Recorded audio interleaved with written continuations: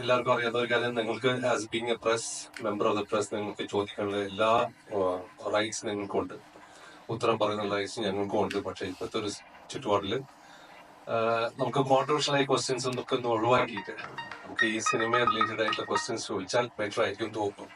അല്ലെങ്കിൽ ഒരു ചോദ്യത്തിൽ തുടങ്ങി അത് കോൺട്രവേഴ്ഷ്യൽ ആയി അത് അങ്ങനെ പോയി നമ്മുടെ സബ്ജക്റ്റും മാറി ടോപ്പിക്കും മാറി വേറെ പല വിഷയത്തിലോട്ട് നടക്കും. ആ കാര്യങ്ങളൊക്കെ നിങ്ങൾക്ക് ചോദിക്കണമെന്ന് നിങ്ങൾക്ക് എനിക്കറിയാം നമുക്ക് ചോദിക്കാൻ ഉണ്ടെന്നുള്ളത്. പക്ഷെ നമുക്ക് പേഴ്സണൽ പ്രൈവറ്റ് ആക്കാം. ഇത്രയും പേര് ഞങ്ങൾക്ക് ഒപ്പീനിയൻസ് ഒക്കെ വേറെ ആയിരിക്കും. അതുകൊണ്ട് പേഴ്സണലായിട്ട് നമുക്ക് അതിന് ഉത്തരം പറയാം കേട്ടോ. സോ എൻ്റെ ഒരു അപേക്ഷ യു കെൻ ആസ്ക്, ബട്ട് നമുക്ക് മാക്സിമം ഒന്നൊന്ന് അവോയ്ഡ് ചെയ്തിട്ട് സിനിമയെ കുറിച്ച് പറയാം. അതല്ല നല്ലത്. ഓണം വരാൻ പോവല്ലേ. ഓൾറെഡി കഴിഞ്ഞ ഒരു മാസമായിട്ട് ഇതന്നെ എല്ലാവരും കേട്ടുകൊണ്ടിരിക്കുന്നു. ഇപ്പൊ നടക്കുന്ന പല പ്രശ്നങ്ങളും മീഡിയയിൽ വരുന്ന പല ന്യൂസുകളും നമുക്ക് തന്നെ ഒരു വിഷമം ഉണ്ടാക്കി തരുന്നുണ്ട്. സോ അതിലേക്ക് കിടക്കാണ്ട് ലെറ്റസ് സിനിമയെ കുറിച്ചും ഓണത്തെ കുറിച്ചും സംസാരിക്കാം. Thank you so much. Kalai Singam Singam character ഏകദേശം എന്റെ സ്വഭാവം തന്നെ പ്രൊഡ്യൂസറായിട്ട് അഭിനയിച്ചിരിക്കുന്നു. ഇൻട്രസ്റ്റിംഗ് ഫാക്ടേഴ്സ് ഉണ്ട്. ഞാൻ ഈ ട്രെയിലറില് ഡബിങ് പോയ സമയത്തും ഞാൻ കണ്ട ഒരു കാര്യം, ഓണം ഇല്ലയാ, ഓണം ഫെസ്റ്റിവലിൽ നമ്മൾ പടം കാണാൻ കയറുമ്പോൾ ഓരോരോ ഫ്രെയിമിലും ഭയങ്കര കളർഫുൾ ആയിട്ടുണ്ട്. പ്രൊഡ്യൂസർ ഹംബിളായിട്ട് പറഞ്ഞു ചെറിയ പടം ഒന്നുമില്ല കേട്ടോ, കോടികൾ മുടക്കിയിട്ടുണ്ട്. എനിക്ക് ശമ്പളം കൊടുത്തിട്ടില്ല, ചുമ്മാ പറഞ്ഞത്. ഐ റിയലി അപ്രീഷിയേറ്റ് അപ്പം മൂവീസ്. എനിക്കും നിങ്ങൾ ആർട്ടിസ്റ്റ് ഒരു പടം എടുക്കുമ്പോൾ ഓരോരോ ഫ്രെയിമിലും அந்த റിച്ച്നെസ് കൊണ്ടുവരുമ്പോൾ that is called as a festival movie.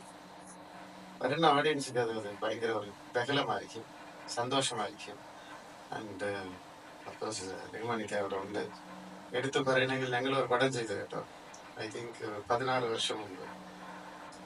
14 വർഷം ശേഷം പിന്നെയും ഇപ്പോൾ ഒരു പടം ചെയ്യുന്നത് ഒരു മാറ്റമില്ല, അതേപോലെ. എല്ലാരും ചോദിക്കാണ് എങ്ങനെ ഈ സീക്രട്ട്. എനിക്ക് അദ്ദേഹം അന്ന് പറഞ്ഞു കൊടുത്ത ഒരു കാര്യമുണ്ട്, എല്ലാ ദിവസവും 3 കിലോമീറ്റർ ഓടുണ്ട്. എവിടെ വെച്ച്? ദുബായിൽ വെച്ചിട്ടാണ് പറയുന്നത്, ഓർമ്മ. അത് മാത്രമല്ല, ഞാൻ താമസിക്കുന്ന സ്ഥലത്ത് തന്നെ ഇദ്ദേഹം, അപ്പൊ ഞാൻ മമത ഒക്കെ ഉണ്ടായിരുന്നു, എല്ലാ ആർട്ടിസ്റ്റിനു വേണ്ടി ഒരു ജിമ്മൊക്കെ റെഡിയാക്കി കൊടുത്തു. സോ ഒരു ആർട്ടിസ്റ്റായിട്ട് പുറകില് ഇവരൊക്കെ ചെയ്യുന്ന ഡെഡിക്കേഷൻ, എക്സസൈസ്, ഡയറ്റിംഗ് ഒന്നും നിങ്ങളുടെ മീഡിയയിലെ പുറത്ത് പറയില്ല. പക്ഷെ പടത്തിൽ കാണുമ്പോൾ അതിന്റെ റിസൾട്ട് കാണാം. He's looking so young and energetic. അത് ആക്ഷൻ സീക്വൻസ് ആവട്ടെ, റൊമാൻസ് ആവട്ടെ, ഡാൻസ് ആവട്ടെ, അതേക്ക് തന്നെ ഏർപ്പെടും.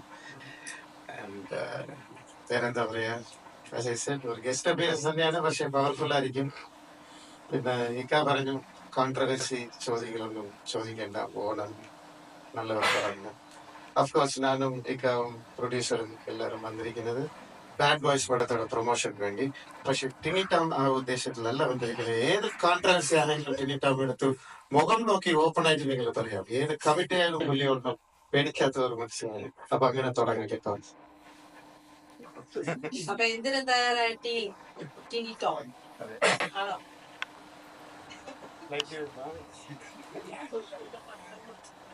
ഞാൻ മലയാളത്തിലെ എല്ലാ സൂപ്പർ സ്റ്റാർസിനോടൊപ്പം സ്ക്രീൻ ഷെയർ ചെയ്തിട്ടുള്ളതാണ്. പക്ഷെ ബാക്കിയുണ്ടായിരുന്ന റഹ്മാൻ സാറായിരുന്നു.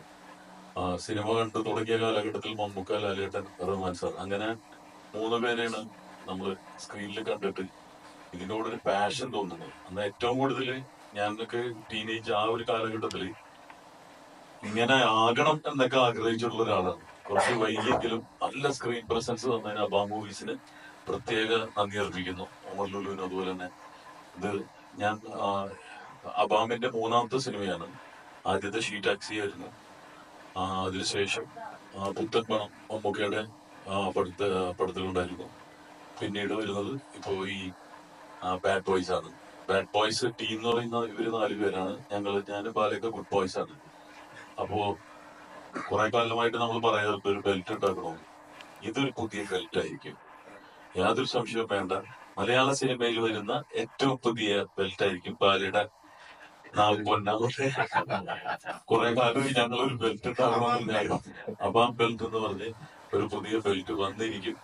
എഴുതി വെച്ചോളൂ. നാളെ കേരളത്തിന്റെ ജനങ്ങള് ഓണം ആഘോഷിക്കുന്നത് ബാഡ് ബോയ്സിലൂടെ ആയിരിക്കും. എല്ലാ സിനിമകളും നമ്മൾ സപ്പോർട്ട് ചെയ്യുന്ന എല്ലാ സിനിമകളും കാരണം ഓരോ ദിവസവും ഓരോ ചോയ്സ് ഉണ്ട്. പക്ഷെ ഞങ്ങൾക്ക് പ്രത്യേക സ്നേഹം ബാഡ് ബോയ്സിനോടുള്ളതുകൊണ്ട് ബാഡ് ബോയ്സിലൂടെ ഓണാഘോഷം തുടങ്ങാമെന്നാണ് ഞാൻ ആഗ്രഹിക്കുന്നത്, അപേക്ഷിക്കുന്നത്. All the best, happy on.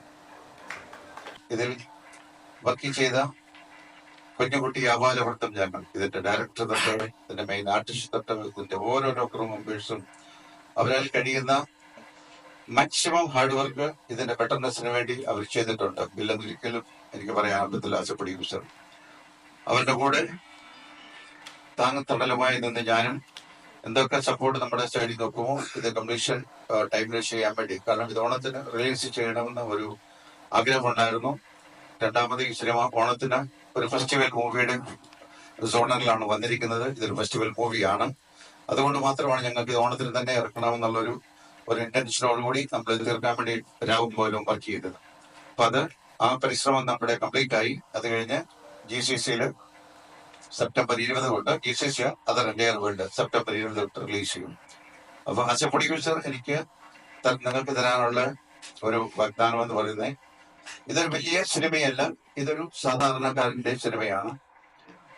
ഈ സിനിമ കാണാൻ നിങ്ങൾ പോകുമ്പോൾ തീർച്ചയായിട്ടും നിങ്ങൾക്ക് ഇതിലൊരു നിരാശ ഉണ്ടാകത്തില്ല.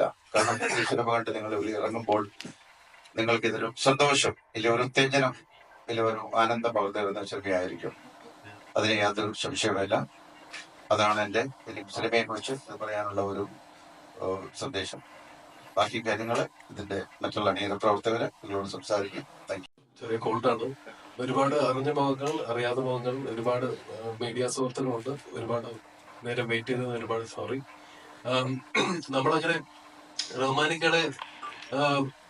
റഹ്മാനിക്കയുടെ നമ്മളിങ്ങനെ കാണാൻ എന്ന് ആഗ്രഹിച്ച് ഇരിക്കുന്ന ഒരു സംഭവമാണ് അത്. അവർക്ക് നല്ല രീതിയിൽ കളർഫുൾ ആയിട്ട് ചെയ്തിട്ടുണ്ട്. അപ്പൊ ഒരുപാട് സന്തോഷം റഹ്മാനിക്കൻ അങ്ങനെ കളർഫുൾ ആയിട്ട് കാണാൻ. അപ്പൊ മൂവീസ് നല്ല രീതിയിൽ അത് പ്രൊഡ്യൂസ് ചെയ്തിട്ടുണ്ട്. വിപിന്റെ ഒരു ഗംഭീര പെർഫോമൻസ് ഉണ്ട്. ജസ്റ്റ് ഒന്ന് ക്യാരക്ടറും കാര്യങ്ങളും ജസ്റ്റ് ഒന്ന് കണ്ടിട്ട് അല്ല, എനിക്ക് എന്റെ പരിപാടിയെ പറ്റി ഉപരിയായിട്ട് സിനിമയില് നല്ല രീതിയിൽ ചിരിക്കാനും നല്ല ഡാൻസും നല്ല പാട്ടും നല്ല ഫൈറ്റും ഒക്കെ ഉള്ളൊരു എല്ലാം കൂടി ചേർന്ന ചേരുവ അല്ലെങ്കിൽ ഒരു നല്ലൊരു മസാല ഫിലിമാണ് ബാഡ് ബോയ്സ് എന്ന് പറയാനുള്ളൂ. അതിൽ നിങ്ങൾ ബാക്കി പെർഫോമൻസിന്റെ കാര്യമൊക്കെ ഈച്ച് ആൻഡ് എവരി വണ്ണിന്റെ പെർഫോമൻസ് നിങ്ങൾ കണ്ടിട്ട് തീരുമാനിക്കുക. സിനിമ വലുതും ചെറുതൊക്കെ ആവുന്നത് തിയേറ്ററുകളാണ്. അങ്ങനെ തന്നെ ആവട്ടെ. കുട്ടിക്കാലത്ത് കണ്ട ഒരുപാട് താരങ്ങളോടൊപ്പം ഒറ്റ സിനിമയിൽ തന്നെ ആ ഒരുപാട് താരങ്ങളോടൊപ്പം അഭിനയിക്കാൻ പറ്റിയെന്നുള്ളതാണ്. ബാബു ആന്റണി ചേട്ടൻ, റഹ്മാനിക്ക, ശങ്കർ സാറ്, ജീവന്റെ അങ്ങനെ ഒരുപാട് ആർട്ടിസ്റ്റിനോടൊപ്പം അഭിനയിക്കാൻ പറ്റി. അതുപോലെ അങ്ങനെ നമ്മുടെ ക്യാപ്റ്റൻഷിപ്പ് ഡയറക്ടർ പോകുന്നുണ്ട്.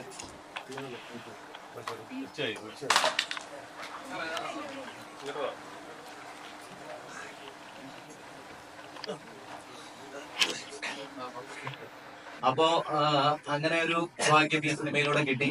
പിന്നെ കുറെ നാളുകൾക്ക് ശേഷം എനിക്കൊരു ത്രൂ ഔട്ട് കോമഡി ക്യാരക്ടറാണ്. അപ്പോ എനിക്ക് തോന്നുന്നത് നിങ്ങൾക്കൊക്കെ ഇഷ്ടപ്പെടും എന്നാണ് ഞാൻ വിചാരിക്കുന്നത്. ഞാൻ മാത്രമല്ല, റഹ്മാനിക്ക നമ്മള് പണ്ട് കണ്ട പോലത്തെ അങ്ങനത്തെ ഒരു കോളേജ് കുമാരൻ അങ്ങനത്തെ ഒരു ഇതൊന്നും അല്ല. പുള്ളിയും കോമഡിയാണ് ചെയ്തിരിക്കുന്നത്. അപ്പൊ അദ്ദേഹത്തിനോടൊപ്പം ത്രൂ ഔട്ട് ഒരു കോമഡി ക്യാരക്ടർ ചെയ്യാൻ പറ്റി. അങ്ങനെ ഒരുപാട് ഘടകങ്ങൾ ഈ സിനിമയ്ക്കകത്തുണ്ട്.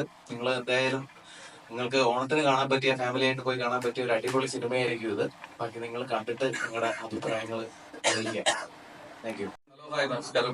ഞാൻ കാരണം കുറച്ച് ലേറ്റ് ആയി. ഇന്ന് ക്യൂബിൽ അപ്ലോഡ് ചെയ്ത് ഇതിന്റെ പ്രോസസ് ഒക്കെ കഴിഞ്ഞ് വന്നപ്പോ ഒരുപാട് നേരമായി പോയി. അതുകൊണ്ടാണ് സോറി. ബാഡ് ബോയ്സ് പറ്റി പറയുകയാണെങ്കിൽ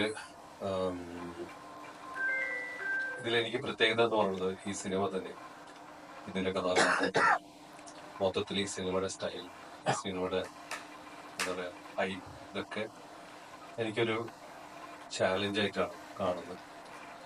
നിങ്ങൾക്കാർക്കും ആയിരിക്കില്ല ഇത്. നിങ്ങൾക്ക് ചിലപ്പം ഒരു പക്ഷേ സാധാരണ ഒരു ഹ്യൂമർ ഫിലിം, കോമഡി ഫിലിം ആയിട്ട് കാണുമായിരിക്കും. പക്ഷെ എനിക്കിതൊരു വലിയ ചേഞ്ച്. കാരണം ഞാൻ ഇത്രയും വർഷങ്ങൾ, കഴിഞ്ഞ ഒരു 10 വർഷങ്ങളായിട്ട് ചെയ്തുകൊണ്ടിരുന്ന കഥാപാത്രങ്ങൾക്ക് നേരെ ഓപ്പോസിറ്റ് ആയിട്ടുള്ളൊരു ക്യാരക്ടറാണ് ഞാൻ ചെയ്യുന്നത്. കഥ കേട്ടപ്പോൾ ഒരുപാട് ചിരിച്ചു. 3-4 തവണ ഒമറിന്റെ അടുത്ത് വന്ന് പല ലൊക്കേഷനും ഈ കഥ പറയുകയും ഇതിന്റെ ഒപ്പം നമ്മുടെ സാറിൻ ജയപ്രകാശ് പുള്ളി ഈ കഥ പറയുമ്പോഴും ഓരോരുത്തരുടെ വോയിസ് മിമിക്രി ഒക്കെ പറഞ്ഞിട്ടാണ് ഡയലോഗ് പറഞ്ഞത്. ഇതൊക്കെ കേക്ക് എനിക്ക് ഭയങ്കര അന്ന് ഒരുപാട് പൊട്ടിച്ചെടുക്കുകയുണ്ടായിരുന്നു. സിനിമ കഥ ഇഷ്ടപ്പെട്ടു, പക്ഷെ ചെയ്യാനുള്ള ധൈര്യം എനിക്കുണ്ടായിരുന്നില്ല.